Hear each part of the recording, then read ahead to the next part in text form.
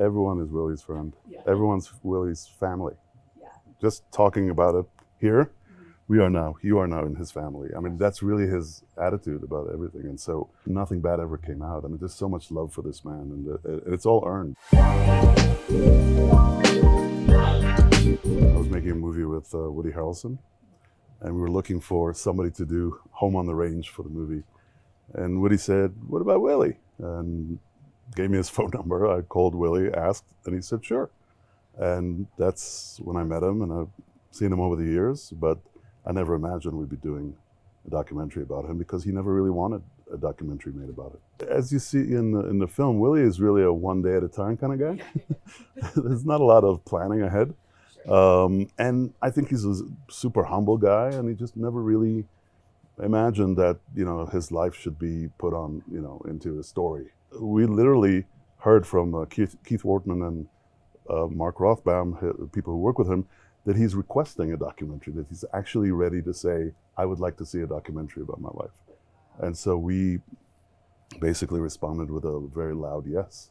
And his wife Annie too was really helpful.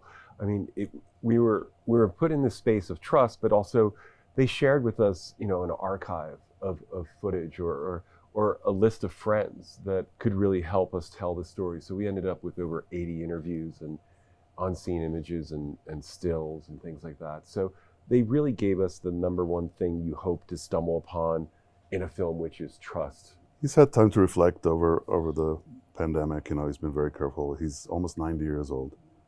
He lost his sister, who's 91, recently. She's in the movie, and she's a huge part of his life.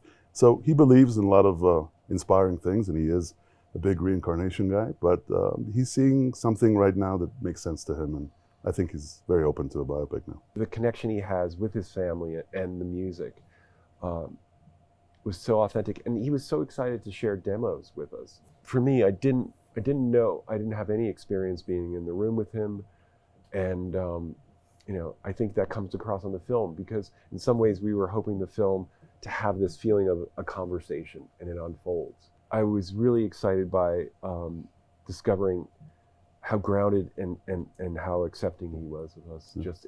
I'm not chasing anything salacious. So in some ways, it always comes back to the music and the journey. I think they just worked on an energy and the vibe, and that trust was there. And also the level of questions and the level of research that we did demonstrated that there was really not a need to discuss parameters, because we weren't going to go down one road and make the film one POV of something salacious. But we weren't going to sidestep or step away from the realities of his life, which is a rich, full life. Because in some ways, by the end of making this film, you realize how inspiring it is that he survived so many different chapters. One thing that was different is that every person who sat down for an interview with Willie Nelson said the same phrase, which is, "I'm here as long as you need me. I have to do this. This man helped me with X." Everybody said that.